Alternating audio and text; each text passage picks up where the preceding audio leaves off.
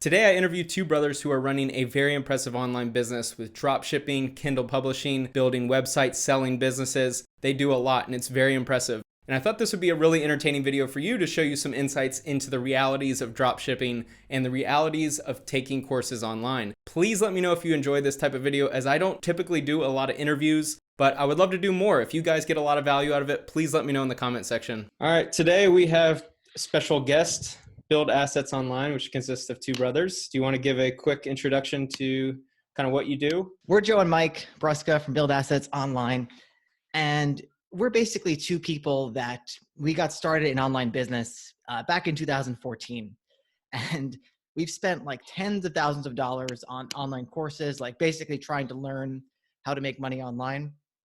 And it's worked out really well for us. I mean, it's become kind of our full-time career, you could say.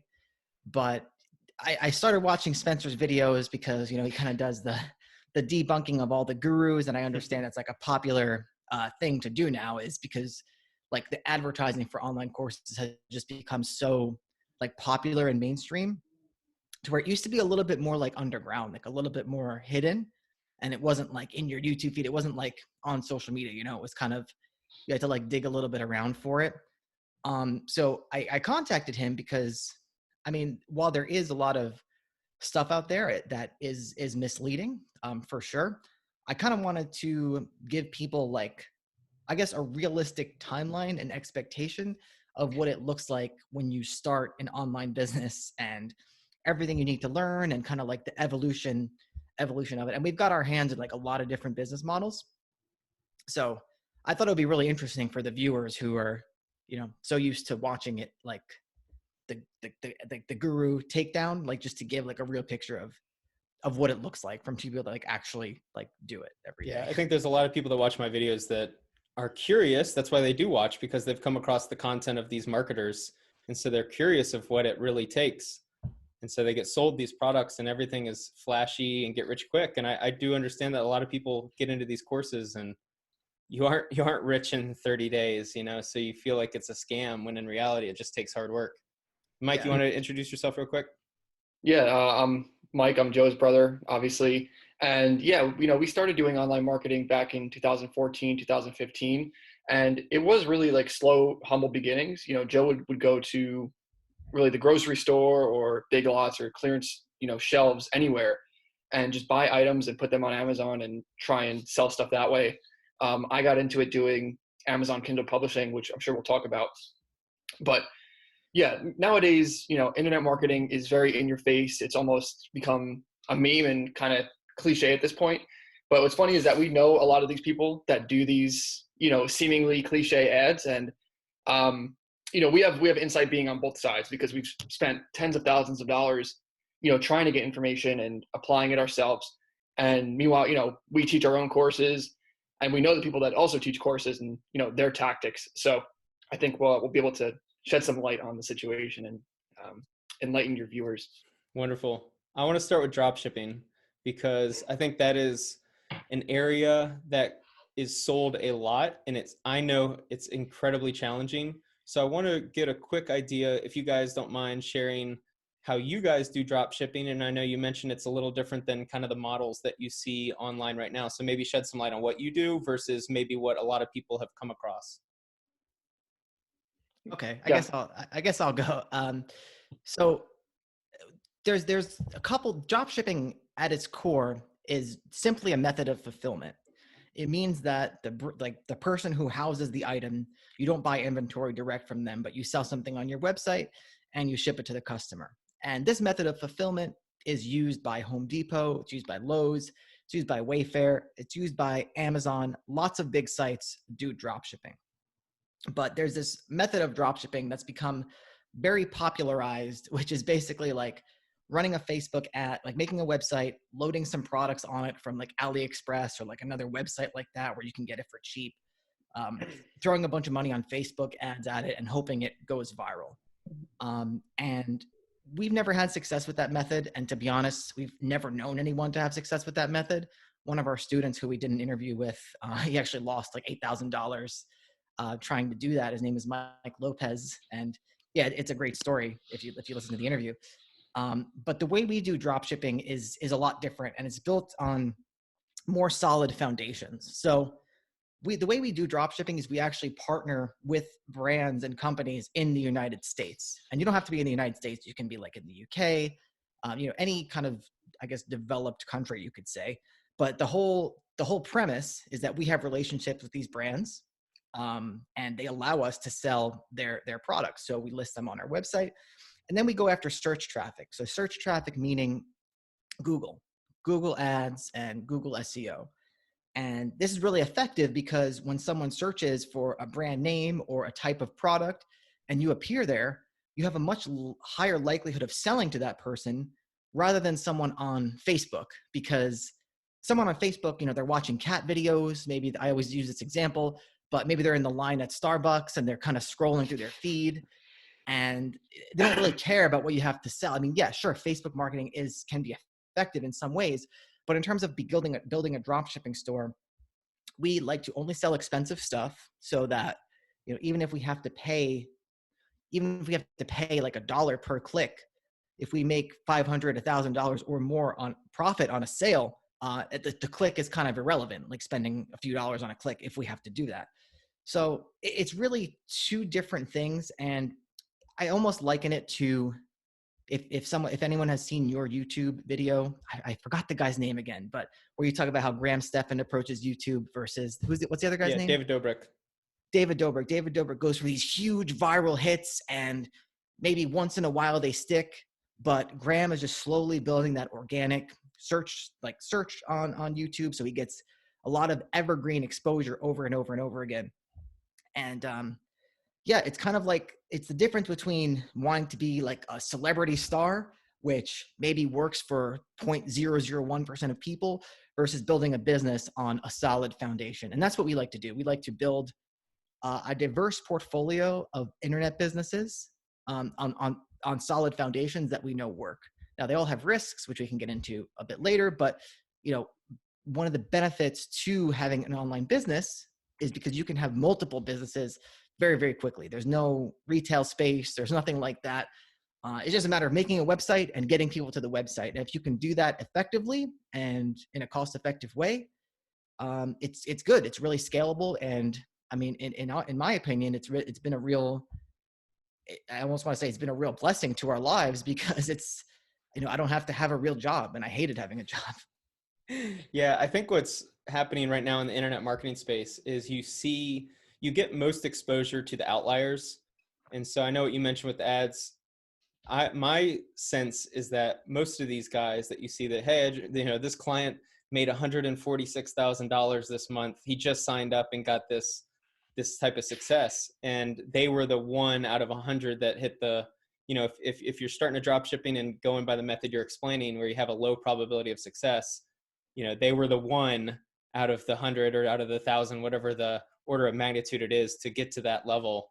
So they're using that as a marketing piece, but it's like, realistically, I mean, that's just so incredibly difficult to do. And I've been watching your videos. I do like the piece about Facebook. I recognize that you guys kind of talk about Facebook ads and why you don't recommend it for drop shipping. And it does make sense. It almost seems like that app is built more for, you can certainly advertise, but there might be certain niches that would bode better on Facebook versus a Google versus an Instagram. Mm-hmm. Yeah. And yeah, we can totally get into the differences there. But really, for us, what we like to teach and what we like to talk about is how to do things incrementally, so the majority of people can succeed if they actually stick with it. Because that's the problem. People are sold, this business model where it's easy for them to understand, right? Okay, I know where the products are. They're going to show me how to pick a niche. They're going to show me how to run the Facebook ads, and then everything's going to be fulfilled for me. And so it's easy for people to digest, and I think that's why it sells so well. But really, it's a low success method. And what we like to teach is we do a lot of research. We do everything ourselves. And so we understand what the foundations are to actually build a business long-term, so that you don't fail along the way. Because in our experience, it's really, really hard to actually fail unless you just run out of money or you give up. And so when we start doing things, and we encourage, new online marketers to try and be conservative when they spend their money, and we teach different methods for doing that. So whether it's dropshipping, we like dropshipping because it doesn't take a lot to get started, and you can actually leverage dropshipping to sell high priced items that are already in your country. So for example, like, a sectional is like $3,500. And so most of the time you're going to have good margin if you are able to contact one of these brands that are in your country. You tell them, you want to open up a wholesale account with them. Most of the time they're familiar with just shipping directly from their warehouse to the customer. That's drop shipping. And then you can go and you can find people who are already searching for these brands. And so it's like a more thought out, surefire method to actually have success over time. Because really the problem is people go out and they try and do AliExpress, or they try and do these client-based businesses. And if they don't, succeed, like in the short term, they get discouraged, or they don't know where else to turn. And so that's what leads to people just giving up. We teach things that, they can just kind of keep cracking at it and keep cracking at it, because once you get that first sale, or, once you get that first bit of success, it's much easier to build off of that. For sure. I've had a few people reach out recently asking about courses, hey, I was looking into this guy's course. And at the end of the day, the thing that matters the most is, do you have what it takes to stick with it? If you're looking for your first sale in 15 days, I know I was watching one of your guys' videos and you mentioned that you really like this Mike Lopez kid because he spent all the money and then he kept coming back for more, and you saw it within him. You're like, yep, that kid's going to be successful because he has what it takes. And so I like that your approach is, let's not use flashy. Let's not focus on getting you to 100 grand a month first. Let's focus on the fundamentals. Let's be conservative with the money. Let's prove the business model first and expand on that. So I think a good question would be to ask you guys, if let's say someone's watching this video, they've got $5,000 to start, just give a rough game plan of how you guys would kind of approach giving them kind of a timeline for getting their first sale. You don't have to go into too much detail, but just kind of a rough game plan. Well, I want Mike to talk about the ads in a second, but there is something I want to add, because Mike he runs all the Google ads for our business. And really that's the first step to get off the ground when it comes to this stuff, because you can get in front of customers right away. But the one thing I do want to add, and I don't mean this as like a show off, or a thing like that, but over the course of our life doing this, we've probably made 15 to 20 websites. Mm-hmm. We've only ever had one website that failed to where we had to shut it down. We decided this isn't worth doing. And that was when we tried the low ticket drop shipping stuff. And we were trying to sell dog t-shirts or something. That's the only time we decided we're shutting this domain down. So the business model is actually very important. And Mike alluded to this, but I just want to stress how important it is to where you pick a business model to where you can chip away at it over time. And it's not like you drop your $5,000 in Facebook ads and you're done. So even with Shopify dropshipping, and Mike's going to tell you about the ads in a second, even with that, say you blow all your money on ads, which is very unlikely to happen, and you're broke. As long as you can pay your Shopify $29 a month fee, you still have many more options ahead of you. You can write blog posts for your website that can rank organically in Google. Very, very easy to do if you target the right keywords, and just let the site sit. And there's a very, very, very high likelihood, almost guaranteed, that if you work hard enough at that, just writing blog posts, you will start making sales organically without spending money. So I want Mike to say about the ads, but I just wanted to add that in, the importance of having a business model that doesn't fail, doesn't fall flat on its face. Mm-hmm. Yeah. So typically to start a dropshipping store, you just need to start up a Shopify site, or, Shopify is also kind of memed and a bit of a cliche thing, but Shopify is just an e-commerce platform. It doesn't have to be Shopify. You go on WordPress or wherever, and that costs $29 a month, probably, just to get started with that. And to get relationships with suppliers and to start selling their stuff, it costs nothing. So that's what's really great, is that if a supplier you have isn't good, it doesn't matter. Just go out and get another one. It doesn't cost anything to go out and find the best suppliers that are going to, result in you making sales. And then you just upload those products. So you can pay someone to do that, or you can do it yourself for, the first couple $100. And then you're going to want to run some ads. So now you probably spent $100 just getting everything up and running. And then when it comes to ads, we spend a lot on ads a month, but we've grown to that point. You can start a store and spend $20 a day, even $10 a day.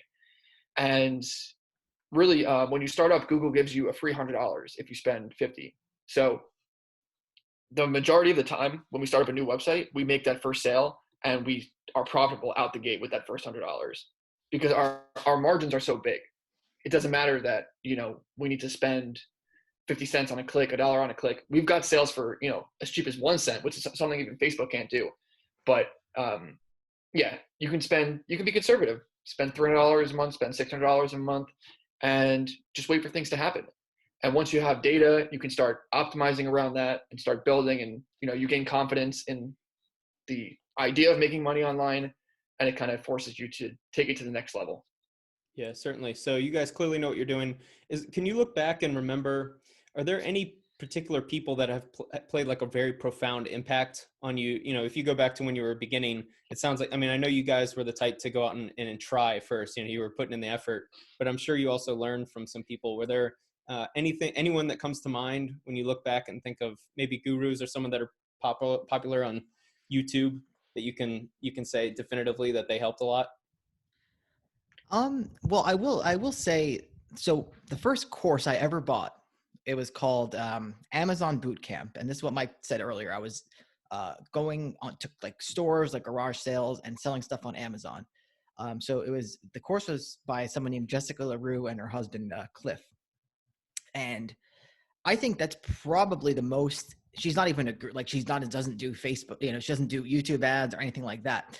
But I would say for both of us, even though Mike never did that business model, her in that course, even though I don't think it's the best business model to do nowadays, especially with COVID and stuff like that, that was probably the most influential thing that could have happened, simply because it gave us a taste of like, oh my God, like something worked. Like I was lucky in the sense that that was the first course that I bought. And I remember I was younger, like I was, this was 2014 and I had just actually got a credit card, and I called my mom and I was like, Ma, like I just bought this thing online. Like, what if it's a total scam? Like, what happens with the credit card? Like, can I call the company?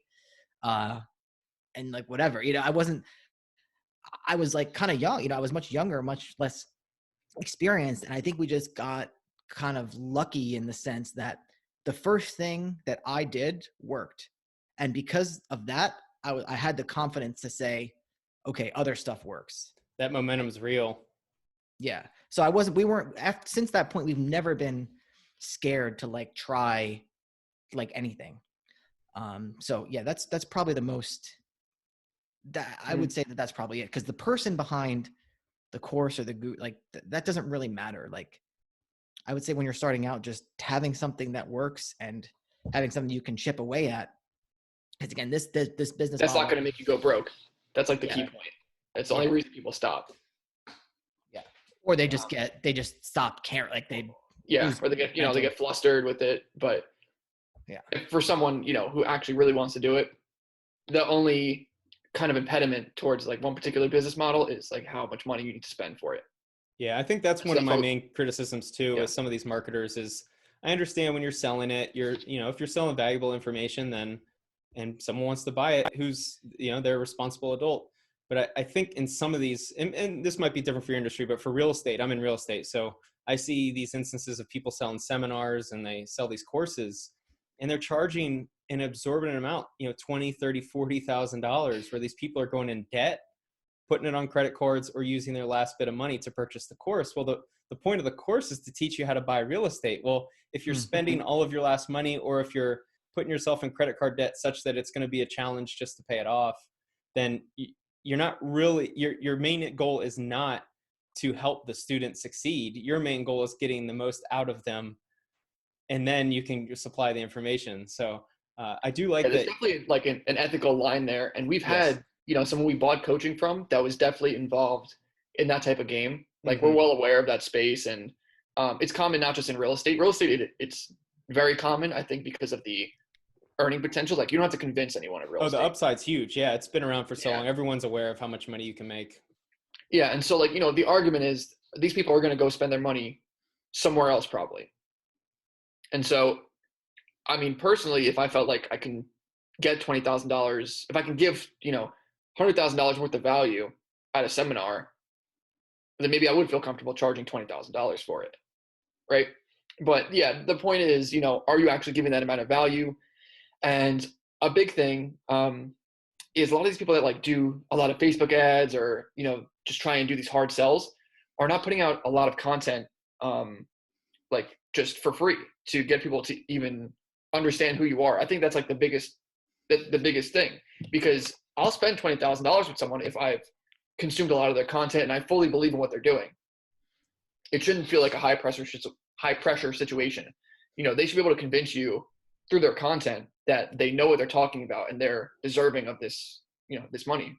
So yeah, I mean, we have, I guess, we have to employ some of these tactics as well. So Sure. It's not like, where's the line? I don't really know. But going back to the question, I did think Rich Dad Poor Dad was a big influence in the way that we view business now, like online business, because it is heavily focused on, your house not being your biggest piece of equity, right? It's focused on diversification and, all these things. And so we kind of went and applied that to online business. And honestly, a lot of like some of the best knowledge and mentorship almost we've gathered has been almost inadvertently through hiring agencies that like did not work for us. Really? Because essentially what happens is you're plugged into the process of these agencies, and they have a lot of knowledge, but they don't always know what's best for your business. So honestly, we've given agencies tens of thousands of dollars and not really had good results every time, but you can always figure stuff out, and you actually have someone to ask questions to. And we've gone and applied like things that we've learned just through hiring so-called experts. We've applied a lot of their like high-level theories to our business. Interesting. Now I am curious, what does your work week look like? Like just a typical work week, because you do have a lot going on. We'll kind of hopefully dive into some of the businesses, but I am curious, like how do you allocate your time, and what does your typical work week look like? So I really manage all like the person-to-person tasks and a lot of the dropshipping day-to-day stuff. So I don't really answer phone calls or do like any of that type of thing anymore, but I manage the employees. So I'm really just kind of making sure everything's running smooth. And then on the side, I do some things for Kindle, just a little bit each week. And then, yeah, we're always working on new projects as well. So it just kind of each week what pops up and what would be the steps to execute on that bigger project. Cool. Yeah, we did. Oh, sorry. We did like an income / like revenue report like 2 months ago on our channel. But maybe we should just give your viewers like a little bit of insight about like the sites that we own, just so it makes more sense. Yeah, go ahead. So how many dropshipping sites do we have, Mike? Do we have 3, 4? I think 4. 4. We had more. We've sold 3 dropshipping sites in the past, I guess, over the course of the past year. We've sold 3 of them. 2 of them were on Empire Flippers. One was in like a private deal. But yeah, so we have 4 dropshipping sites. We have people that kind of, like Mike said, run those. We have a salesman for one of them who takes phone calls and, makes sales. Let's say he's a salesman. So Mike kind of oversees that end of it. I oversee a lot of our blog sites, and like I do a lot of the back end management of our websites. And I have a 1-person team of a writer that's below me, and a couple of writers that we're partnered with now, cranking out blog sites, cranking out blog posts, whether it be for our dropshipping stores or whether it be for our affiliate sites, our sites that show ads. So because we have like 5 or 6 of those as well, just sites that make money through affiliate sales or just showing ads, like through companies like Mediavine, maybe viewers are familiar with Google AdSense. We don't use Google AdSense, but it's kind of the same thing. Like that's what YouTube is Google AdSense. But when you have a website, Google AdSense usually isn't the best for monetization. So we have to go through other companies like Mediavine. So yeah, that's kind of what it looks like. Mike is at the top level of management in the dropshipping stores. I'm at the top level of management of the blogging side and kind of the back end stuff of our whole operation. But at this point, yeah, we are layered back a little bit to where we're overseeing people. actually doing the work. Because there was a time when like I was doing writing, we were writing blog posts, Mike was taking phone calls, we're very outside of the business You're now. basically an employee at that point, employee of your own business. Yeah. And that was I good would rather be. It's not that bad. And I think because at least what you put in, you get out. Right. That was like my one problem with my job is that like I wasn't really motivated to do anything because I was It's just going to hard. get this new thing. Yeah, it's hard when you're on salary. You're very demotivated. Especially the worst is when you go a week where maybe you're having some stuff outside of work and you show up to work and maybe your output isn't the best and you realize that no one noticed. And you're like, I'm still getting paid the same. My output was the same. It's like the most demotivating thing ever. Yeah, I remember like the first week of my job, I got like mad at like 1 p.m. and I just went home. And like no one it was like, and then you realize no one whatever. notices or cares. Yeah. So Interesting. Okay, so we've kind of alluded to, so we first touched on drop shipping. We've got some websites. Do you mind doing, so I think we got an idea of the website. So the website's purpose is to run SEO. For those who don't really know or aren't familiar, you're essentially trying to rank in Google for keywords because you want traffic to go to those sites. And the purpose of those sites is twofold. You either, one goal would be to have enough traffic for, to earn from the ads or affiliates. And then another would be to send traffic to your drop shipping sites. Is that correct? Yeah, that's correct. And I mean, we actually do SEO on, well, really, we focus a lot of SEO on one of our drop shipping sites because we want to get it like a higher valuation. And the more sources of traffic you have, the better the valuation is. So yeah. I am curious, how do you value, because you guys mentioned you sold businesses. Do you mind first just giving a quick overview of what exactly it means to sell a drop shipping business? And then two, how you evaluated it in order to sell it for a certain price? And this is something we should definitely talk about because a lot of people don't even know that you can sell a website and there's like, I had never heard of it. Like good marketplaces to do so. Yeah. And so, whether it's a drop shipping site or a Kindle, publishing business or a SEO based Amazon affiliate website or what have you, you can go and based on the monthly profit of the website, you can typically get between 20 and 40 times its monthly profit. Really? Is that net profit? Yeah, net profit. 20 to 40 times? Mm-hmm. Wow.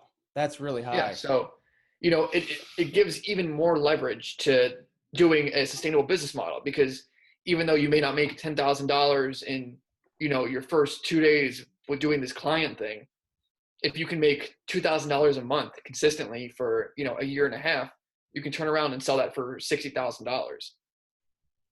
And, you still retain the knowledge, just go over and do it again in a different niche. So it's something that's super important. And it is a big basis of, our businesses because we know that we can put more time into figuring out how to get more income out. And it just compounds because every, $1,000 extra we make, that's another $30,000 we can sell it for. That's fascinating. Oh, and just to add something, so one of the main broker sites is empireflippers.com.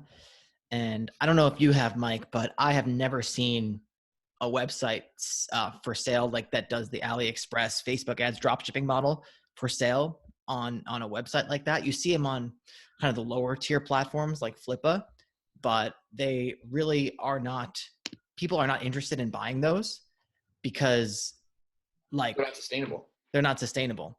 And even if you are really, really good, say I'm the best at Facebook ads, I am the best at the AliExpress business model, and maybe I'm making a few $1,000s a month off of it, no one's going to buy that website because they're not going to know how to run it themselves because there's so many different moving parts. Whereas with the search, once you optimize your campaigns and your SEO is already running, it's much easier to hand it off because you're not constantly making and testing new Facebook videos and all that kind of stuff. So and we've bought businesses ourselves as well, like dropshipping businesses, because we knew, we can go and look at their ads, see what they're doing, and we know that we can go improve it.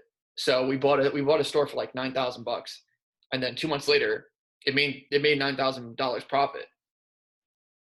Wow. So it's once you acquire these skills, which we're big on actually building necessary skills that carry over into multiple business models.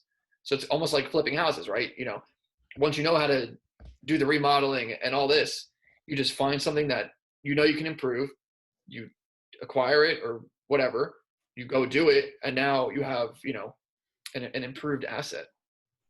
Absolutely. Well, that's interesting. So did you buy through Empire Flippers as well? So you're a seller in the marketplace and a buyer? No, well, we have bought affiliate websites through Empire Flippers, but that one was bought through a private sale. Interesting. Okay, one thing I do want to talk about is outsourcing. So you guys have brought up the idea of having employees. How did you go about finding people to hire? And also, how are you kind of managing them and determining that they're a good fit for your business? Joe hires a lot of employees, but we like Craigslist. You can use Upwork for some things. It's not the best. Fiverr is really good for just like one-off tasks. But also, if you're hiring like a full-time employee to do like customer service or something, and you want to hire someone in the US, you can totally use Indeed. We've done that before. But yeah, Craigslist works really good. Onlinejobs.ph is a good place. We don't really use it a lot, but Philippines, right? Yeah. Yeah. Manila, when we say Craigslist, yeah, we use the US Craigslist as well, but also Manila Craigslist for the yeah, you can use Philippines. Manila Craigslist, or even there's other places like we've used like Mexico City Craigslist. Yeah, yeah. It just depends on the job you need. We've had people to apply to our Manila Craigslist jobs from like Colombia. So there's people out there that speak good English, they're smart, and you can pay them what is a decent wage where they live. But here in the U.S., it gives you a lot of leverage to hire someone for not that much money. Yeah, interesting. All right, so next you guys have a Kindle publishing business, which is something that I am not too familiar with. Do you mind talking about what that looks like? How do you run a Kindle publishing business? Mm-hmm. Yeah, so I started doing Kindle publishing back in 2015, and we've experimented doing it a few different ways. The first thing I ever did was like make a Sudoku book, and I published that, and that had made a few sales, and that was like my first dollar online. But really, what we got into doing was fiction publishing, and that's because fiction is a big part of the Amazon marketplace. And once you acquire someone who's a fan of your books, they're going to keep buying every release you put out. It's almost like a TV show. Once they start tuning in and they like your show, they're going to come back every season. So, what we do is we publish fiction, and we hire ghostwriters to write books for us. We come up with the plot ideas, and then the writers kind of spec it out. We have editors, we have cover designers, and then we do things to build our mailing list of people who want to read our books, and then we just kind of publish it on Kindle, send it to our list, and then we really try to maximize the Kindle algorithm or the Amazon algorithm. So we send a lot of traffic, people trying to buy our books. That boosts our books ranking in Amazon, and in turn, people on Amazon, they have a huge marketplace for books. They see it, they buy it, and then we kind of gain more fans, and the cycle just continues repeating itself. Yeah, no, I saw in one of your videos that you mentioned getting paid per page. What exactly did that mean? So Amazon has something called Kindle Unlimited. So as a reader, you sign up, it's like $15 a month or $10 a month. And all the books on Amazon that are enrolled in that program, you can download them for free. Got it. So the way that Amazon pays you as the publisher is you get paid for every page that they read. So, at the end of the month, say you had 10,000 page reads, Amazon will, they'll add up all the pages that were read in the Kindle Unlimited program. They'll add up all the subscription dollars, and they'll say, okay, this is the value of one page that's read. And so that's how you get paid. Yeah. So it's just, it's another asset essentially that the work is done. The work has been completed. You put it out there and it just exists and people read it. Mm-hmm. It's fascinating. Yeah, it's the same thing. Once you make money on it, once you make that profit on it, then it's there forever. Yeah. It's the same thing with YouTube that I'm experiencing right now. And that is you put content out there, it exists, and people come to your newest video and then they watch your old videos, and you're making money off videos that have been sitting there for a year or two. It's a pretty fascinating concept once you can kind of turn the corner. I feel like with the way these algorithms work in the Instagram, YouTube, Facebook, it's really against you when you're starting. Like this is a very challenging game to play. But man, I'm seeing it now with YouTube. Like once you start to get in the algorithm, once you start to get a little momentum, it's hard to stop. And I hope you guys get there for your YouTube. Yeah, hopefully. That's what's great about these algorithm and these platforms, is that you can get so much exposure and you can get so much like passive, really passive income through it. But it has the problem that you're just at the whim of this entity. Yes. And that's, a big problem we have. And that's why we diversify, because we've had Amazon back in the day suspend us, and they took 2 months of our royalties, all because they made a rule change. Like things were a lot more archaic. And of course we see on YouTube, people get demonetized all the time. Their videos get, taken down. And so that's why you can't just rely on these platforms. Yeah, the money is great. And if you can figure out a system where you're not breaking your back to put out this content and then they can just take it all away and screw you over, it's good money that you can enjoy. Yeah, I think it serves as a good entry point into, I use the word funnel. I don't want everyone to view all of content as like this funnel, but essentially if you're selling yourself or if you're putting content out there, it's just an entry point, right? If people really like your content and they're interested in drop shipping, then they're probably going to eventually end up on your website. And that's just another person that might end up in your course, which is the next question. You guys teach a course, and I'm personally fascinated with how many people you guys have been able to attract into the course, because some people might come to your YouTube and see that you guys just have 1,000 followers. And I think right now, one of my critiques of these, these videos and these marketers is that we put so much value on large numbers of social proof. And, oh man, this person has 900,000 followers on Instagram. He's immediately an expert guru. But man, you can run a legitimate business and have a legitimate income without needing crazy numbers. And you guys, from the public's perspective, me looking into your business, I see 1,000 subscribers on YouTube. I've never heard of you guys, but it comes to find out that you guys are killing it. You guys have this very diversified business that has a very good foundation. You guys, and the question I'm getting to is, do you mind talking about your course and roughly how many students are in it and kind of how you built it? And I don't know, just talk about it for a minute. Yeah, so it was pretty simple. One of the people that taught us a lot about SEO, his name is John Dykstra. He runs a site called Fat Stacks blog. I guess you could say he was one of our gurus and mentors, because we were struggling on the SEO side.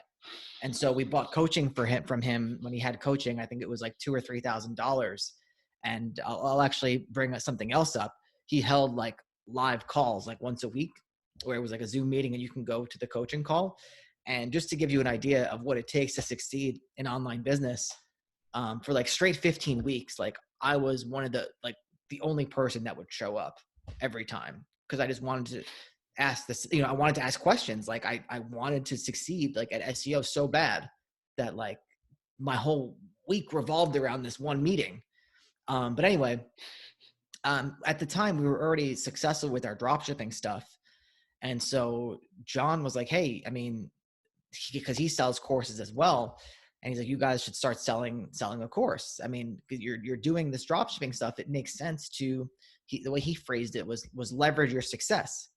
Because you got this stuff going on, it actually is a decent amount of effort, but it's not that bad. It's not that hard to put a course out and, people will buy it because you guys seem to know what you're talking about. So that's exactly what happened. Is we made the course. John, basically he said, I'll promote you to my list once you make the course. So he has a pretty big email list. We made the course, he blasted it out. And that was how we started. And then a few more other people did some interviews with us. And I mean, that's how it started. I think the long form content, compared to like a short YouTube ad, probably converts a lot better. I mean, it definitely does. I'm running a $5 a day YouTube ad right now just to kind of experiment, and just the long form content works better every time because people could see like, hey, these guys, it seems like they know what they're talking about. So yeah, you can have, we like to think we attract a higher quality person to our course than someone that just gets so enthralled by a webinar that's going to teach you like, give me 30 seconds. I'm going to tell you how this, you know what I'm saying? Oh yeah. I've broken down the webinar sales format.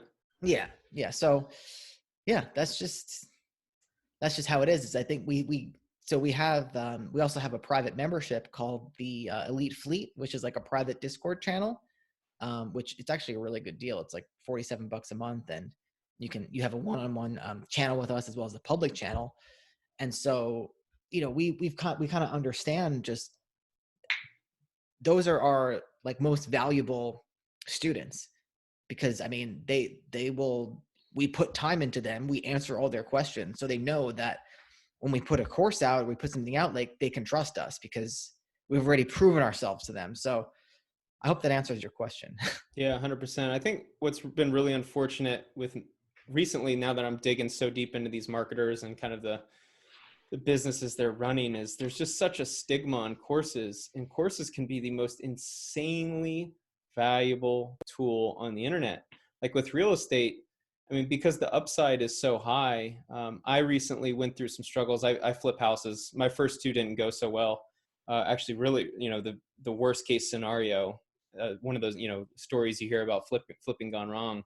And I look back and I just didn't have mentorship for it. And that's what courses provide, is if you can find someone that's doing the business and they're there to kind of course correct you, as you bounce off the walls of getting off the straight path, the value there is significantly more than the cost of the course.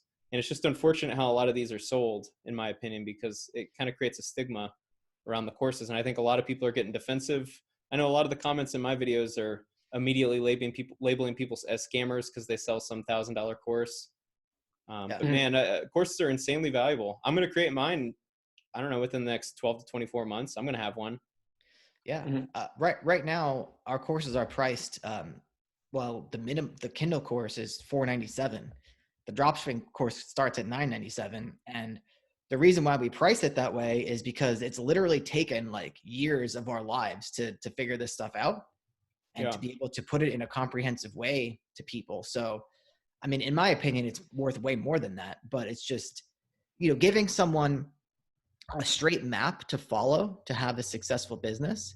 It doesn't mean they're going to automatically be successful, but if they have the map and they sit down and they really put themselves to following it, the chances of them being successful are very, very high, in my opinion. So, I mean, in my opinion, so that's how we value our courses, just because we've put a lot into them, not only the development of them, but the research and the testing and all that stuff. I mean, it's been a lot of work. So, and I think, as long as, even you as someone who's going to be making a course, if you can just communicate that value and continually give free value, if you're not ready to buy the course, you don't have to. You can just keep consuming free content until you feel like you're ready to take the next step and you trust what this person's saying for free is valuable enough that, once you actually get into something that you have to pay them for, that it'll be worth it. And so, yeah, if you wind up in someone's webinar the first time seeing them and you're like in this high pressure situation, it's not like you have to buy the course then and there. Like, you should be researching these people you're going to be purchasing courses from, see what they're about. And, in the end, these are all just tactics, and we all have to use some element of persuasion if we feel like what we're giving is of value. And so, do some people abuse that? Sure. But, that shouldn't be reason to kind of, what's the phrase? Throw the baby out with the bathwater, right? Yeah. I want to add to that too, because I think you talked about people charging $20,000. I don't know. I would never spend 20. I mean, maybe I would, but that to me is just, I feel like if you're going in debt $20,000 to think that you're going to make, Don't go in debt. Yeah, you should never go, like, you should never ever go in debt to like buy a course and think you're going to hit it big. Like you have to understand that it's a process. It's a learning process like anything else. And the way they're marketed is one thing, but I do think that if you're going into debt, like and I know these gurus, they draw the analogy between like it's better than college. Like this, I'm doing this is better than college. Sales anchoring, man. Yeah. But I really think there's a lot of truth to that. And they're very comparable because you can get sold the same way on a college degree that's useless. You can spend $100,000 on a college degree that makes you $20,000 or $30,000 in a year. And I actually listen to Dave Ramsey a lot. I know you did a video on him, but on his show, you hear those calls all the time. People get, and so I don't think it's necessarily about a course. Like it's not the course that is the evil thing. And it's not, it's just people go into debt for stuff they don't need. Yeah. Well, part of the issue, there's no barrier to entry. There's no gatekeeper, right? Like realistically, if someone's already 10 grand in the hole and they don't have a job, maybe they lost their job due to the health pandemic, realistically buying a course and not having any funds for advertising probably wouldn't work for your course, it sounds like, nor would it for real estate. So like, there's no one at that point saying, hey, maybe hold off for a little bit. Like, let's get your feet back on the ground, getting you making some money at your job, or at least have an income source. Well, that's actually why we do. Sorry, Mike. Well, that's actually why we do offer. Go ahead. Sorry. Who should be a gatekeeper in this situation? I think they need to be responsible in their own right to not, dig their own grave financially. Sure. If it's something you can afford, again, you've made yourself comfortable with doing this, then, it's like, we have this success dropshipping. Should we have to go and sign up and get some accreditation or go to someone else just so they can tell us that we can sell our information? Do you think the marketplace would be improved with that though? No, because I think that would become corrupt as well. I think the marketplace would be improved. Standard. Sorry. I don't know how it would work. Yeah, with any type of gatekeeping, it always raises the questions of who elects the gatekeeper, right? Yeah. If you have someone that has good ethics and is elected or something, then sure, maybe. John Crestani commented on one of my videos, and we went back and forth on this. It was a really interesting idea. He's like, man, this industry would be great if there was like a Joe Rogan type where you could have these people come on, explain themselves, and like really and kind of get challenged a little bit in the moment. And I thought that was a fascinating thought. I think the biggest moral hazard in the course selling industry, or like I was saying, this happens in every industry. The biggest moral hazard goes far beyond flashy marketers and information products. It's the easy access to money and credit that anyone can have. Yeah, fair. So people go into debt on all sorts of garbage that they don't need. And, at the end of the day, it is their responsibility. But if you want to put the blame on someone, I think the fair blame would probably go to the banking and credit system in that way. Sure. Yeah. I think what you guys are doing, it's a lot easier. There's a lot lower cost. So even if someone doesn't have a job, if they just need a little bit of money for ads, there's a good chance that the probability of them succeeding is way greater than in real estate. And that's kind of where my mindset comes from, is like, dude, in real estate, if you're selling a course and someone signs up and they're in debt, no job, and you're still selling them, in my opinion, I think that's unethical. Like there needs to be at some point where you just say, hey, now's not the time, personally. And I understand the personal responsibility, and it's like a whole nuanced conversation that there's no like specific answer. Yeah. If someone said to me, I want to buy, that's a totally different situation where someone asks you like, oh, I have $20,000 in debt. Should I invest another $20,000 in debt in your course to where I'm going to need $100,000 more dollars to actually make money? Absolutely. Like you should tell them no.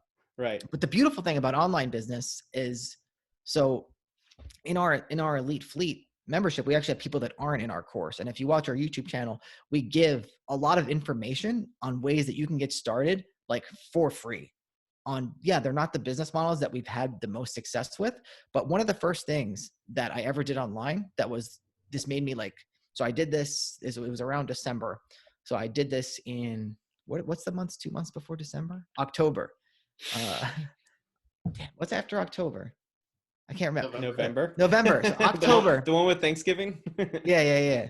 So I made these series of adult coloring books when they were really popular, and I literally just made it on a piece of computer software that I think I got for like $9, or it was like free, and made me just like all these kaleidoscope patterns. I got someone on Fiverr to maybe do the cover, like make it look nice. I put that up on Amazon as a paperback. Now it's Kindle paperback, then it was CreateSpace. And I did like 2 or 3 of these. So October, November, December. That December, I made like $10,000 or $12,000. And these coloring books that I put out, I have like 5 or 6. They still make me like $100 to $200 a month for the past 5 years. Yeah. And I did that for free. Right. Yeah. See, there's a lot lower cost to play in your business. So I think it's a different conversation. So I think it's totally valid. If someone has a little bit of money, then their chance of succeeding is way higher than. I just see it so much. It's not like an emotional thing for me, but I just see it so much with a lot of these companies in real estate. They just, because essentially the way they sell at the seminars, if you're not aware, is a lot of times they'll ask the consumers, how much credit availability do you have? And the price of the course will be directly tied to their response, which to me is as unethical as it gets. Yeah. Yeah. I don't know. We're not that, I don't think we're that well versed in like real estate course. That's not like really, we are doing real estate stuff now, but I don't know. Yeah, no, but I understand what you're saying, to try and assess where you're like the very limit of your financial, I don't even know, your very financial limit, and to just squeeze every last dollar out of you is probably a bit unethical. Whereas, I don't see a problem with selling something for $20,000. Like, me neither. Not at all. There's definitely an audience that believes I need to spend $20,000 in order for me to actually commit to something and to believe that it's valuable. A lot of very wealthy people probably think that. And so I don't think because if we try and sell something to them and it's $1,000, they may not even believe in it. They may not even, Agreed. think that it's worth their time. If the upside is truly like with flipping, for instance, in real estate, I mean, if I can prove that I can run a multiple hundred a year business, I mean, 20 grand if I'm going to hold your hand, 20 grand is like nothing, let me get a percentage of your deals. We're talking multiple hundreds of thousands of cost for mentorship. Yeah. So that's a good point. Yeah. The cost is kind of irrelevant. It's like the value, how you sell it, what you provide, all that good stuff. All right. I'm trying to think if there's anything else. You guys have so much going on, and I'm trying to think. I don't want to miss out on something. Anything else? You guys are starting YouTube. How's everything good with YouTube? You guys got some good content. Thanks. I mean, it's kind of it's something that, so the way we try and do everything, we do everything on that cliche phrase, the MVP, the minimum viable product. So when we started YouTube, and I'm sure, I know because I've seen some of your earlier videos, the way you started as well, you just shoot with the bad camera, it's whatever. Yep. So that's how we started. And you can see, I don't know if you can see my couch behind me. We did like drop shipping on the couch, and those were our first couple of videos. But now we've kind of got a process down to where we live stream twice a week. That live stream gets syndicated to a podcast. I actually hired someone recently. I hired him Monday, and he's been training him and working with him on the process to where he's taking little clips, and we just started an Instagram. So he's taking clips and he's uploading the clips to Instagram. So we kind of just are in the process of finalizing our whole, I guess, social marketing thing. So all around, but I mean, yeah, so it's very important to us that we still want to learn and grow our other businesses. And so yeah, we try and invest, not like YouTube is not like our main focus, even though I do put a decent amount of energy in it. Ding. That's the key. When people ask me like, man, who should you criticize all these guys? Who should I follow? And I'm like, follow the people that don't have that many followers and are too busy doing business to make YouTube. You know what I mean?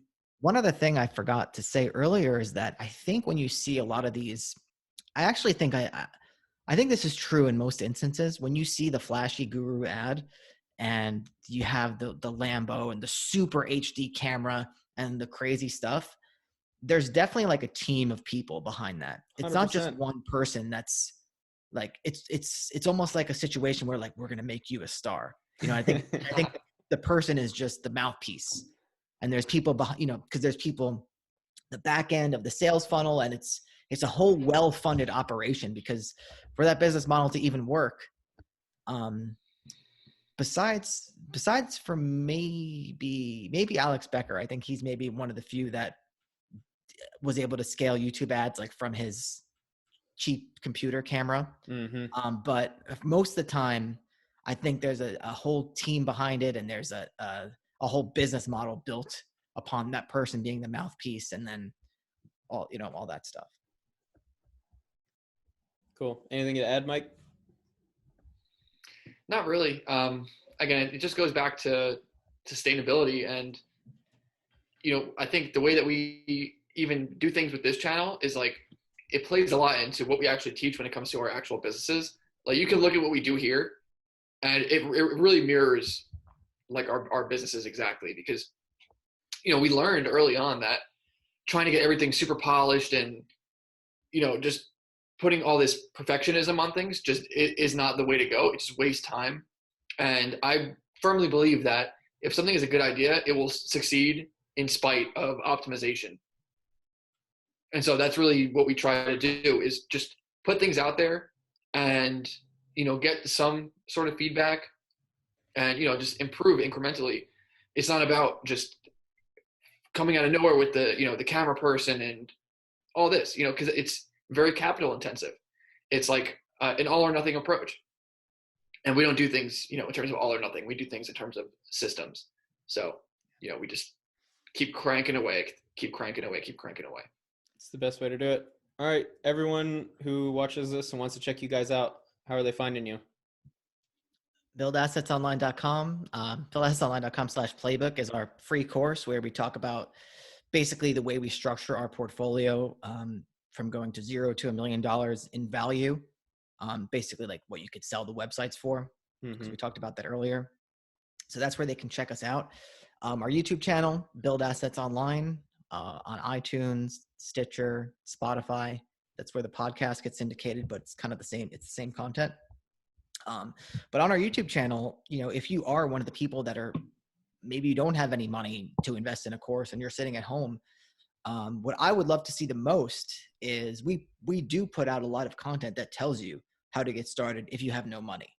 You don't have to invest in a course. Unlike real estate, you don't have to invest any money to be successful in online business. And I just told you that coloring book thing. And we just put out a video that's like 5 ways to make money on Amazon with no investment.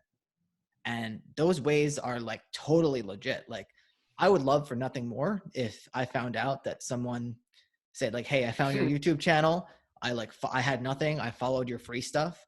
And then they got the course. And then, cause that's, we lay out these free methods, like, and they're all totally legitimate ways to get started with no money and then build it up from there. That's the whole thing that Mike was talking about, is that if you follow the right business models, it builds on itself. It's not a sprint. It's a marathon that you just, I keep using all these metaphors. You just keep laying one brick on top of the other, and then you got a house.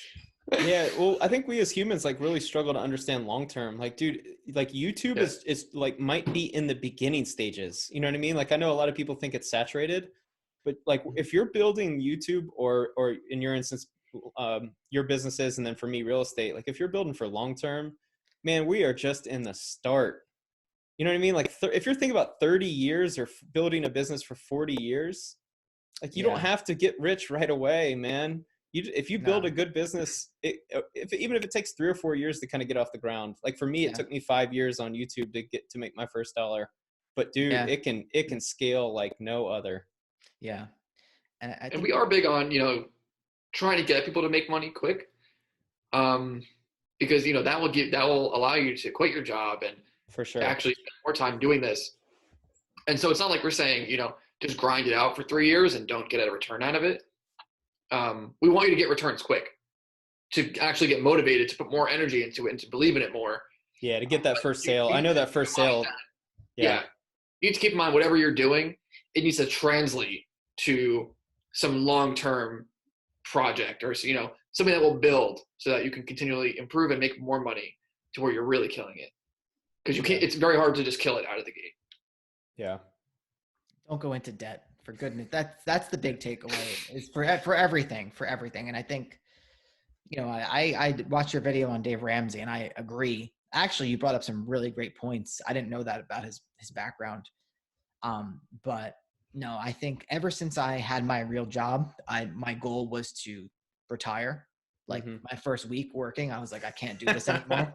One of the first things I looked up was like, how do I retire like fast? And so I That's a good keyword, by the way, for SEO, how to retire fast.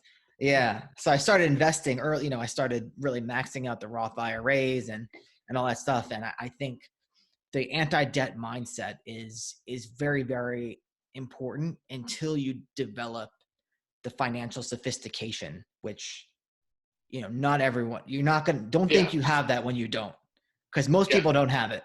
Robert Kiyosaki talks about good debt, and I agree with that, but you need to actually know what you're doing so that you're playing a game where the odds are in your favor.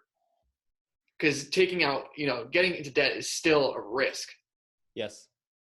So you just need to be aware. Like I would be comfortable taking out money to build dropshipping stores or, build websites, and we don't have to, so we don't. But it's just because we've been doing it for so long, and we have confidence in it. But to just take out a loan and be like, all right, this is my chance. I have one shot. That's really bad. I am curious, what's the most you guys have spent in ads and advertising in 1 month? Well, total, definitely eclipse $50,000 a month regularly. Regularly? Yeah, each month for Wow. sure. Okay. We have one account that is probably close to $50,000 at its 30-month average right now, or 30-day average. Yeah. So, if we talk about like the stores we've sold and stuff, because 2 of the 3 stores we sold are also pretty big, and they both do like 6 figures a month in revenue. Wow. So those spend, between 10 and 20,000 a month, those 2 stores. And then we have another one that spends, 15,000, that bigger one that's like 30 to 50. So man, you guys could travel around the world if you use credit cards and get points. Yeah, we do that. Okay, good. But it's not like okay, $50,000 a month on ads this month. Let's see what happens. Turn the spigot on. It's like, it's like it started out, with $20 a day, $600 a month. It's like you can go back and look at the history, and we've just slowly just increased the budget over time. That makes sense. Wow, that's crazy. Yeah. Interesting. We started with like $2,000 or $3,000, like when we didn't work together at first, but before we were spending $50,000 a month in ads and more in employee costs and writers and stuff like that. And we started with $2,000 or $3,000 and have never had to take a loan or do anything like that. We've just been able to build off that. That was back in 2015, I think. Yeah. 16. That's when we started actually like having a joint business. Yeah. Good stuff. All right, guys. It's been real. All right. That's fun. Thanks, guys. Indeed, man. Thank you, Spencer. Take it easy.